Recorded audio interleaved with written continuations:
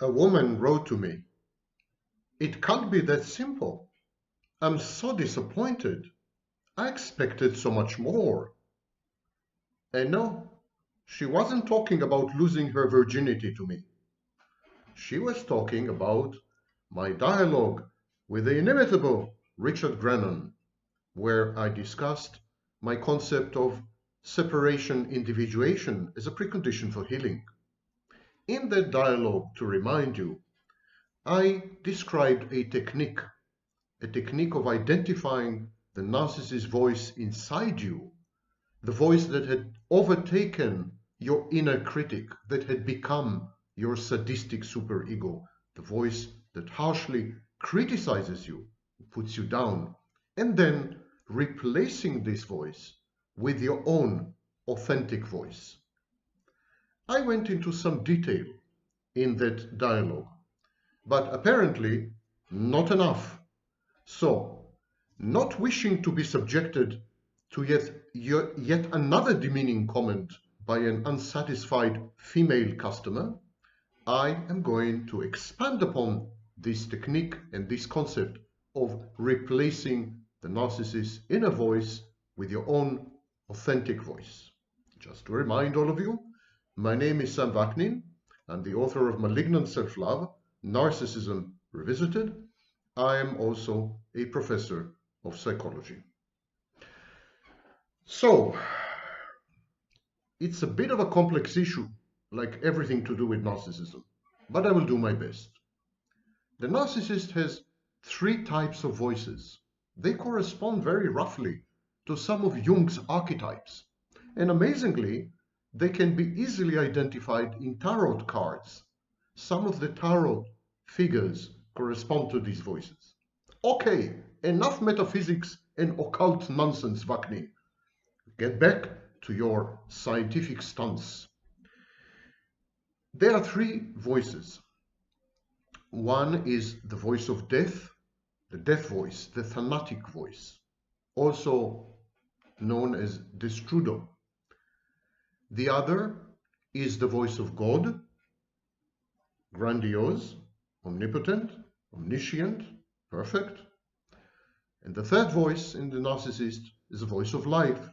The voice of life, libido, including its component, eros, the voice of sex. So the narcissist has three voices: the death voice, the God voice, the life voice. These are his voices. These are not authentic voices. They don't represent who the narcissist really is, because there's nobody there. Then there's nothing there. The narcissist is a void.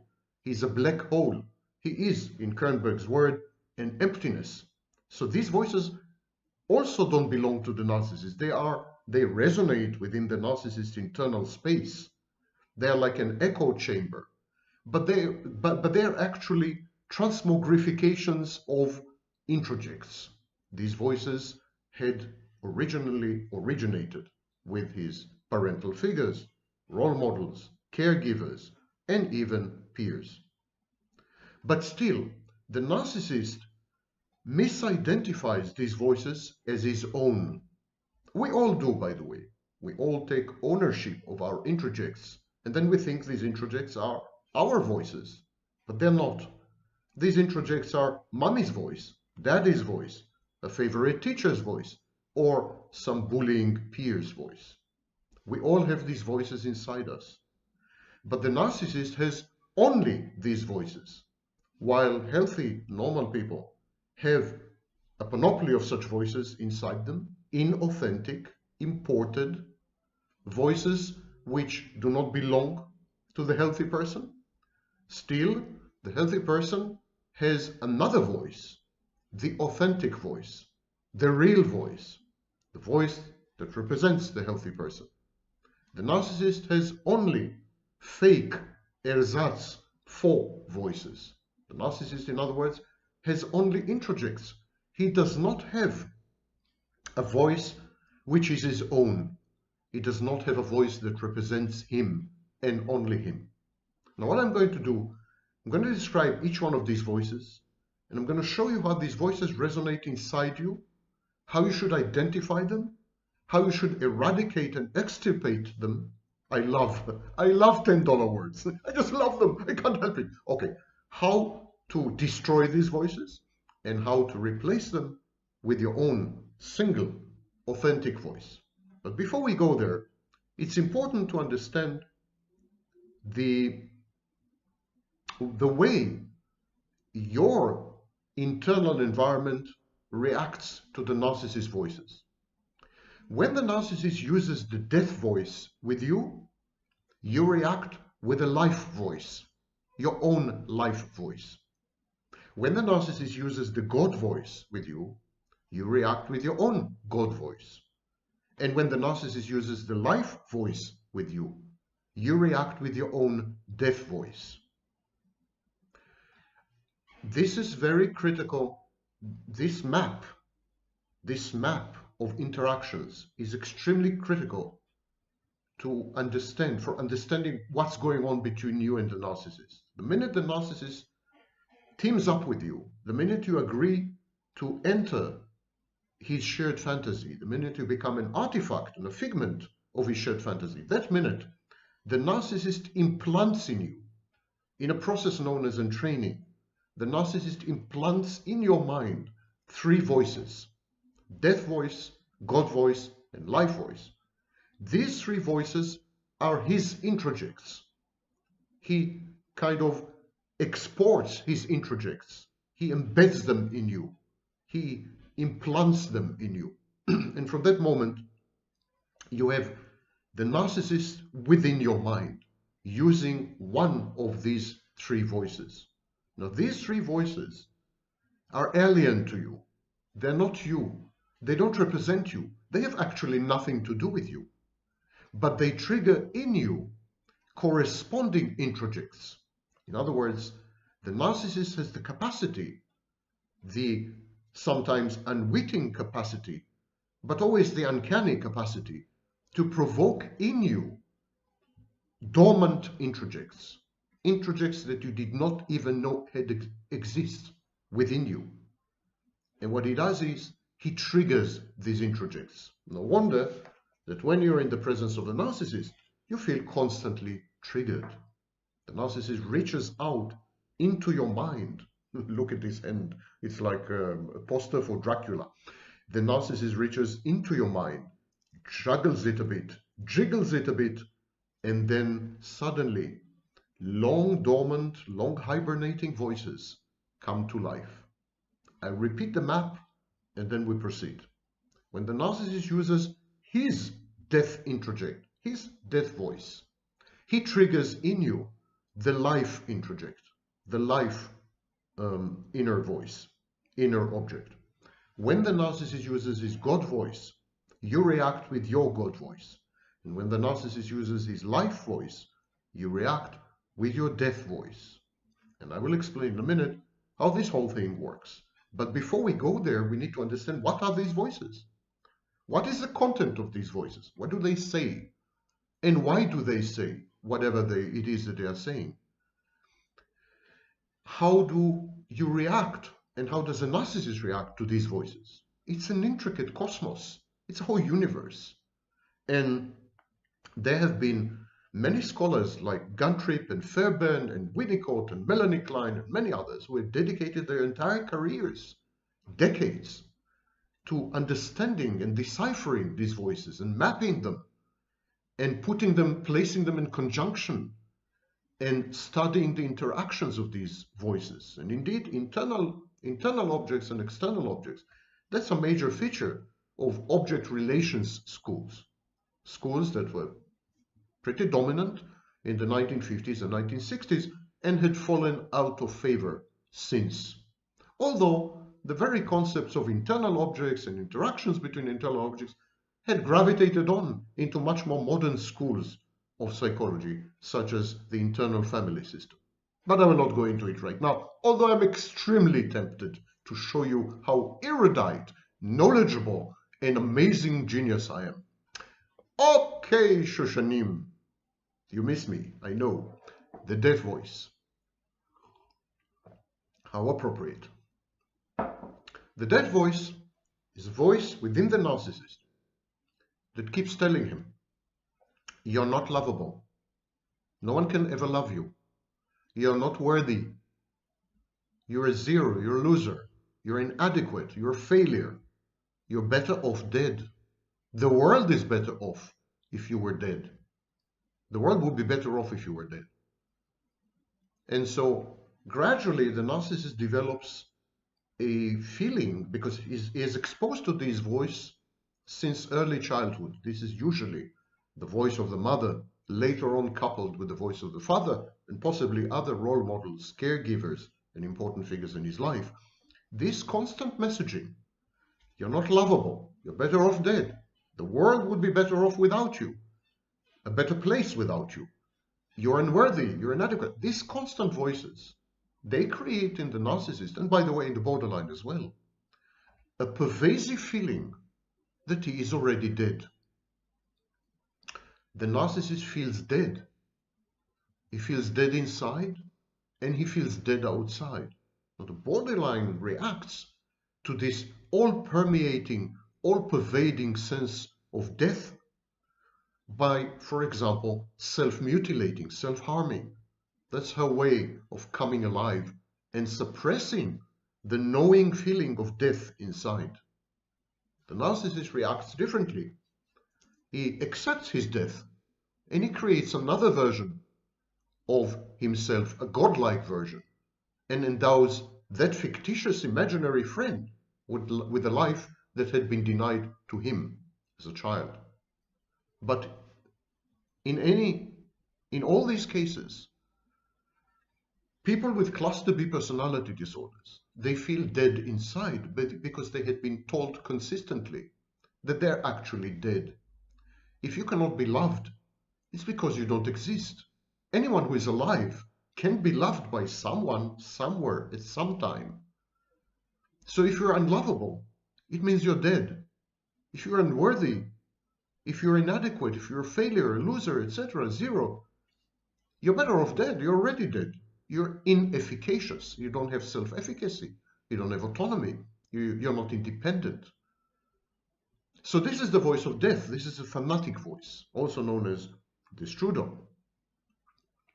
And the complement of these messages, you can change all this. You can become lovable. You can be rendered worthy and adequate. You can be a winner and a success. You can make something of your life by being perfect. You can be loved and you're deserving of life only if you were to become perfect. But of course, that's mission impossible. No one can be perfect. So it's an unattainable, ever-receding goal. It's a well without a bottom. It's a basket without a bottom. You can never fill it with water. Never mind how many accomplishments you accrue in a lifetime, you still feel unworthy and inadequate and dead and unlovable. Because it's always one step further. It's always one more thing to perfection. And this is the pernicious message, because you feel as a narcissist that you're guilty, that there is something you can do about it, but you are not doing it. All you have to do is to become perfect, and yet you're not doing it. Terrified of failure. The narcissist has performance anxiety. He's terrified of life because life challenges his perception of perfection. Life renders him, or her, of course, unlovable, unworthy, better off dead, because he cannot or she cannot attain perfection. And so it's better to avoid life. Cleckley called it, and also Jeffrey Seinfeld, the famous psychoanalyst, they called it a rejection of life. The narcissist rejects, disowns, sabotages, undermines, and avoids all aspects of life. He shuns life. He renders himself invulnerable by being dead within and without, as a form of rigid, proud, defiant, sadistically self-punitive and self-denying ideology. The narcissist acts entitled and contemptuous of other people. He actually denies himself life. But this creates a cognitive dissonance. The narcissist is not alive. He's a loser in many respects. He cannot admit it, so he says, it's my choice. It's not that I'm rejecting life because there's nothing I can do about it. It's not that I'm rejecting life because I'm inadequate. I'm not rejecting life because I'm a loser. I'm rejecting life because I'm superior to life, because I don't need life, because I'm above life, because I'm a rule unto my own, because I'm my own source of reference and authority. I don't need anyone. So many narcissists are celibate. They avoid sex. They avoid life in all its manifestations. They gave up and deny on their bodies, for example, if they are cerebral. They give up on their health. They give up on sex if they are cerebral. They give up on romance and intimacy if they are somatic. They give up on all positive emotions, on relationships, on having a family, on attaining academic stature and degrees, on having a career, on staying in one place, in a single country or a city, in adopting a language, in succeeding. So they deny all this, they reject all this. Whatever life offers to the narcissist, even if life offers success, the narcissist will destroy it and undermine it, will act self-defeatingly and self-destructively. He will contemptuously reject other people and what they can do for him. He will abrogate and annihilate any collaboration and cooperation. He will destroy his reputation, his business. He will have no social life. He will contemptuously berate, demean, and degrade his fans, his friends, his intimate partners, or his sex partners. The narcissist hates life with a vengeance. He hates life with a vengeance because life keeps reminding him that he will never ever be perfect, no matter how hard he tries. And this only sustains, just sustains and proves and confirms and validates his feeling that he is inadequate, a loser, better off dead. The voices, the introjects in his head. Life colludes with the voice of death in the narcissist's head. Life tells the narcissist, life shows the narcissist his own paramount failure. Life's message to the narcissist is, you know what? You're really, really better off dead. So life is a constant trigger, constant reminder. And again, all manifestations of life, not only a single aspect. Narcissists again deny their bodies, their health, sex, romance, intimacy, positive emotions, relationships, family, academic degrees, career, country, language, success, reputation, business, social life, fans, friends, partners, everything, everything, everything. By constricting his life or her life, the narcissist actually precipitates his or her own death. It's a way of dying. When you exclude everything, what's left but the total void and howling emptiness that you are, in essence? And this is the voice of death. And then when nothing is left to take, when the narcissist ages, becomes very old, or when the narcissist had lost everything and had hit rock bottom, when there's nothing left to take from him, the voice of death in him is appeased and ameliorated. The narcissist's proximity to actual death, chronologically, when he's old, or the narcissist's proximity to total oblivion and devastation, only this silences the voice of death in the narcissist. Its mission accomplished, and this voice is placated, content to let the narcissist decay and decompose inertly in a life that had constricted to nothingness in the bad sense. So this is the voice of death. The narcissist When you become the narcissist's intimate partner, the narcissist installs in your mind, it's like installing an app. The narcissist installs in your mind three voices. One of them is his voice of death. These three voices that he installs in you, these are his voices. These are his introjects. He creates replicas of his introjects in your mind via the process of entraining.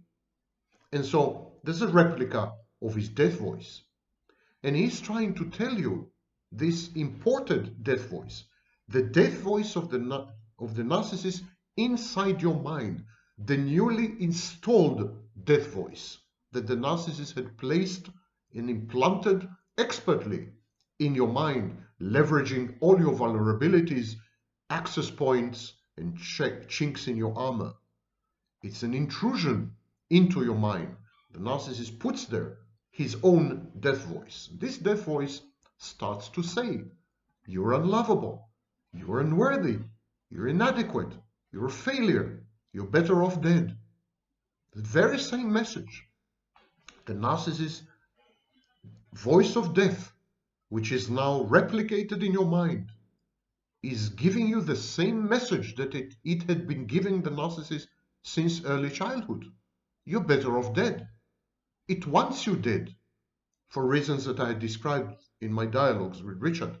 It wants you dead because the narcissist wants to reenact early conflicts, early childhood conflicts, and separate, individuate from his mother. But that's besides the point right now. The thing is, you suddenly have an enemy inside your mind, a Trojan horse, a fifth column, and a voice that keeps telling you, you should be dead. You're so useless and worthless and unlovable and horrible and defective and deformed and stupid that you should be dead. You're better off dead. The world is a better place without you. Just do it. Just do it. Just do it. It's an impulse for suicidal ideation or for depression.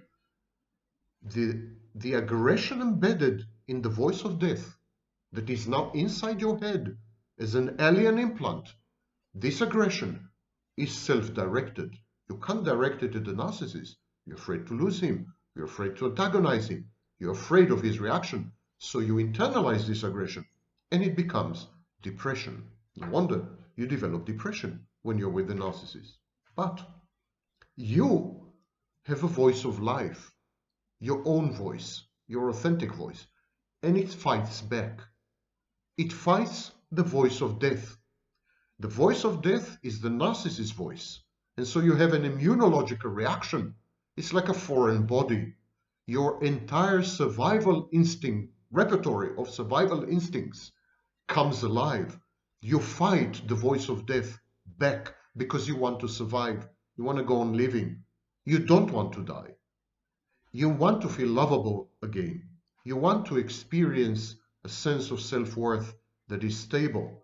You want to regulate your emotions. You want to get rid of your depression, newly induced depression and anxiety.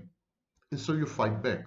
And this is what I mean when I say that the narcissist's voice of death provokes in you your voice of life. The narcissist's voice of death had takes over your inner critic and your superego. It replaces them with the narcissist version of inner critic and superego, which is sadistic and harsh and unforgiving and virulent and pernicious and nefarious and malevolent, and it is your enemy. The narcissist becomes your outsourced, external inner critic. It's as though you had lost part of your ego, some of your ego functions. Superego is part of the ego. Some of your ego functions had been handed over to the narcissist. The narcissist now is in your mind, and he keeps telling you, you're better off dead, and you're fighting back. You're fighting back with your voice of life. So, narcissist's voice of death supplants, replaces your inner critic, and your superego begins to criticize you harshly from the inside, destabilize you, undo you, undermine you, disintegrate you. And you need to fight back. You need to identify this small flickering voice of life, and you need to enhance it, give it power over the voice of death in you. You simply need to say, no, you're unlovable. No, I am lovable. This is called affirmations. Affirmations are a potent way of fighting off the narcissist's voice of death. Use your voice of life, leverage it, feed it, enhance it to mitigate, ameliorate, and finally eradicate the narcissist's voice of death inside you. The second voice of the narcissist is the God voice. The God voice is grandiose. It includes elements of magical thinking. The narcissist believes that if he puts his mind to it, if he wishes something very strongly, it will transpire. The universe is at his beck and call. Regrettably, this had become a global ideology, perpetuated and propagated and promulgated by all kinds of con artists. But originally, this used to be a pathology, a narcissistic pathology, magical thinking. If it survives beyond the age of 3, you're in trouble. And so the narcissist's God voice is grandiose, and it includes magical thinking in the sense that the narcissist confuses external reality with internal reality. He thinks that processes that happen in his mind have an effect on the world, on the universe. Now, it's it's a thin hair away from psychosis. The psychotic person has the same confusion. He thinks that things and voices in his mind are actually out there. The narcissist thinks exactly the opposite. He believes that things that are out there are actually in his mind. So it's a kind of mirror psychosis or reverse psychosis. But it's as problematic, it's as pervasive, as strong. It is a psychotic disorder, in effect. So the God voice is psychotic. It's grandiose. It is magical thinking. It is the narcissist's mental illness. It is the cruel false self masquerading as a divinity, as a Moloch, demanding human sacrifice, demanding that the narcissist sacrifices himself. So the narcissist keeps sacrificing his true self to the false self, in the belief that ultimately by doing so, he will merge and fuse with the false self and become one with it. And the false self is God. It's godlike. It's a deity. And so all these processes, they conflict with reality. Of course, reality provides the narcissist with an endless stream of countervailing information. Reality intrudes. Reality conflicts with the narcissist's grandiosity, for example, magical thinking, the false self. And so reality inflicts on the narcissist an endless stream of injuries and mortifications. Now, the narcissist installs and implants in your mind his God voice because he needs you to collude with him in the shared fantasy. The narcissist needs you to tell him that he is truly a genius, amazingly handsome, irresistibly charming, etc., etc. He needs you to become a source of narcissistic supply, secondary, but still a source of supply. So he needs you to adopt his God voice, identify with it, and then amplify it. Amplify it and project it back at him.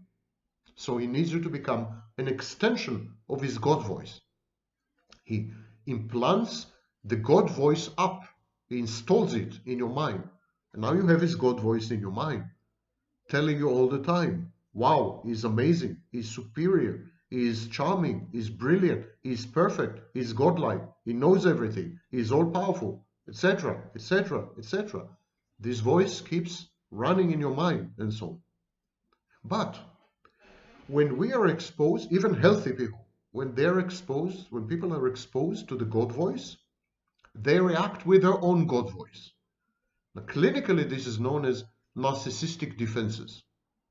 When we are challenged to believe that we are told that we are inferior in some way, we usually react by feigning superiority. We react in a compensatory way. We compensate for this message. The narcissist message is, I'm above you. I'm superior. I'm godlike, you're not. I'm omniscient, you know nothing. I'm all-powerful, you're helpless. I'm omnipotent, you're impotent. That's a narcissist message, and no one, not even healthy people, can tolerate such a message. So they become narcissistic. The narcissist God voice triggers in you your own God voice. His narcissism triggers in you your narcissism. His grandiosity triggers in you your grandiosity. You need to identify the narcissist God voice, and then you need to identify your own God voice. And you need to put down your God voice because it's taking you to bad places. This is the narcissistic contagion. You're becoming a narcissist. He's infected you. Narcissism is like a virus. He's inside your cells, and he is using your cells as a factory to reproduce himself within you. He is mind snatching you. You need to put a stop to this. You need to identify your own grandiosity, your own narcissism, your own diminishing empathy, and you need to reverse these processes willingly and forcefully. Whenever you're tempted to react in a way which is grandiose and disempathic, whenever you are tempted to counter back, to lash out, to act out, you need to put a stop to it, because it's precisely what the narcissist wants you to do. He wants you to become a version of himself, a clone. He's cloning you.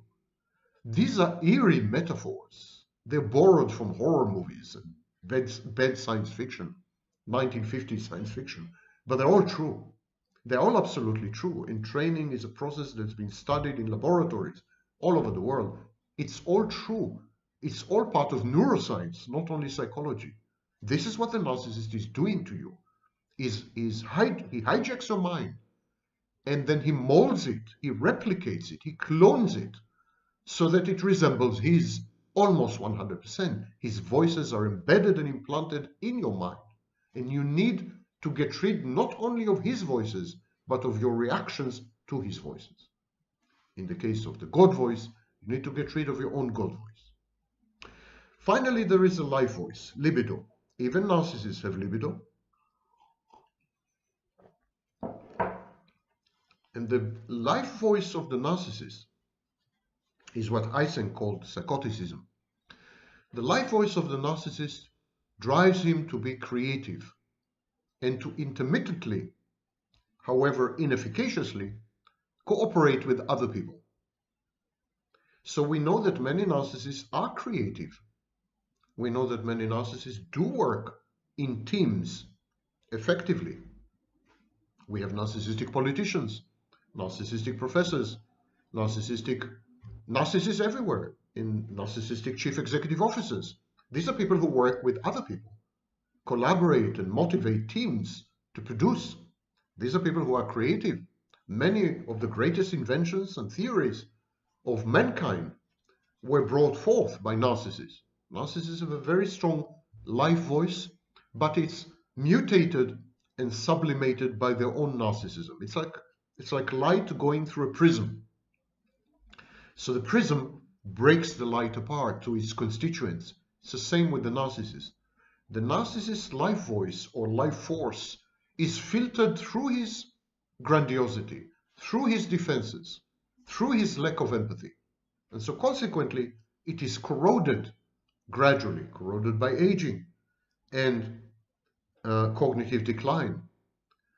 So the narcissist's life voice, ironically, triggers in you your own death voice. And I will try to explain this very, very peculiar danse macabre, this very, very peculiar turn of events. For the narcissist to feel alive, for the narcissist's life voice to be active and even to prevail, you remember that the narcissist has to offer human sacrifice. The narcissist is governed, is ruled by an unforgiving, divinity or deity, a god, the false self. This false self demands human sacrifice. The narcissist at first sacrifices himself, his true self as a child. Later on, when he's in a position to do so, he sacrifices his intimate partners or people around him. For the narcissist to feel alive and to function and to create, he needs to sacrifice you. Narcissistic abuse is the narcissist's way of separating from you and individuating, becoming an individual. In the narcissist's eyes, you're his mother reincarnate. You're a second version of his mother. You're a surrogate mother. You're a maternal figure. He needs to abuse you. He needs to aggressively push you away. He needs to objectify you so that he can separate from you and feel that he had become an individual. Only then can he create. Only then can he work with other people, collaborate with them. Only then can he feel alive. Only then his life voice has a chance. His life voice comes at your expense.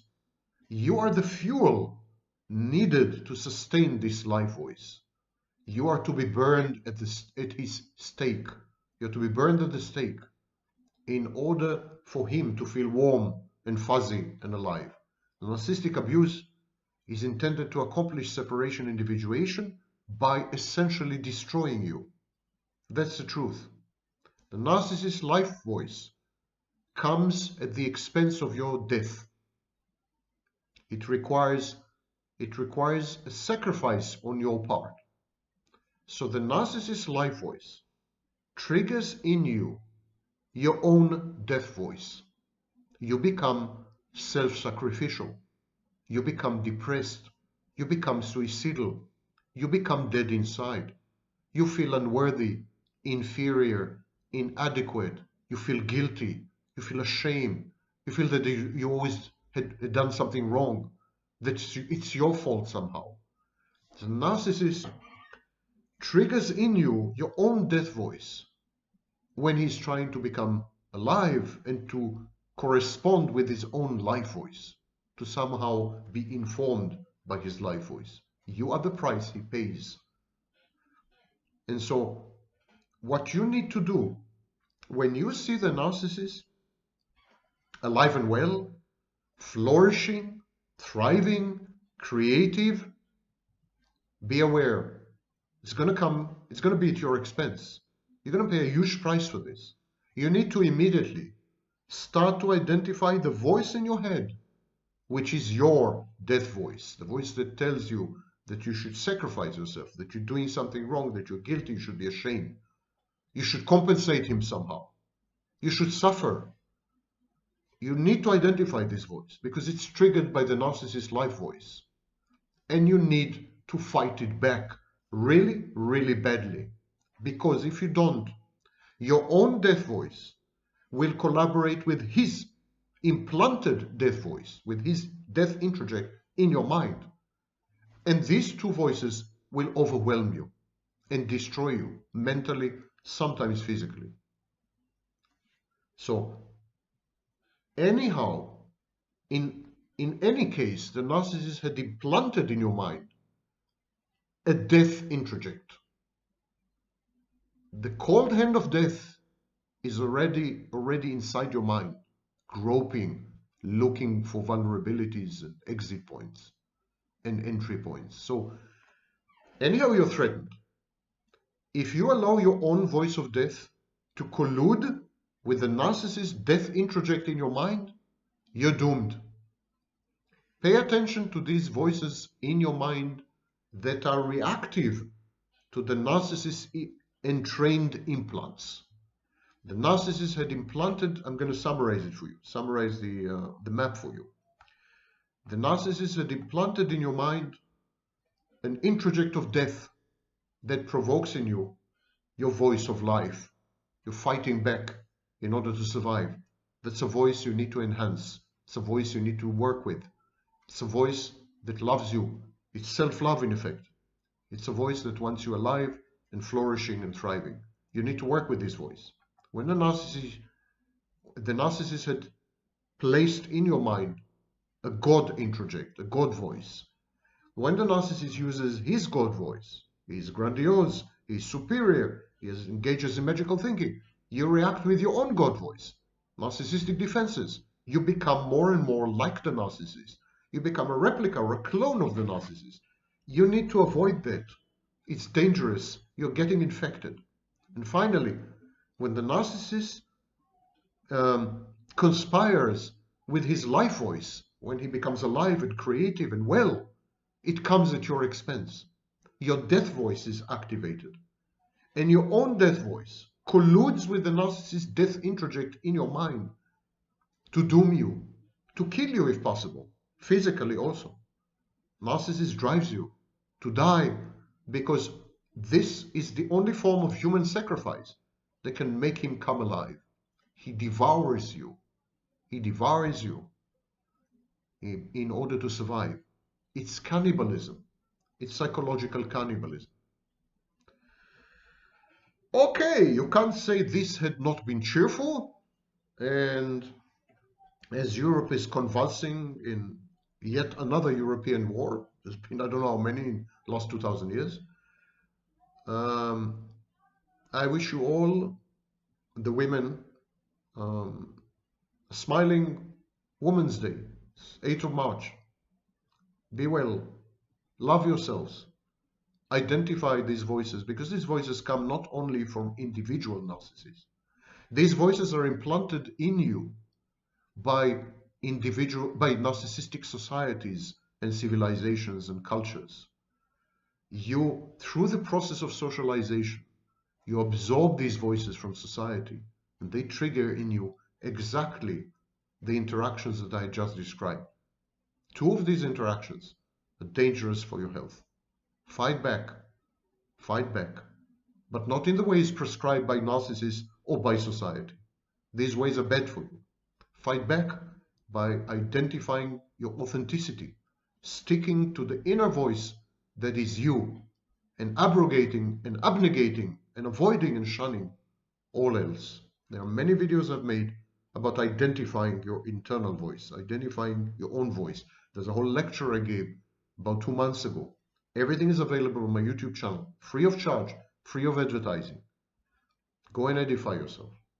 Happy 8th of March.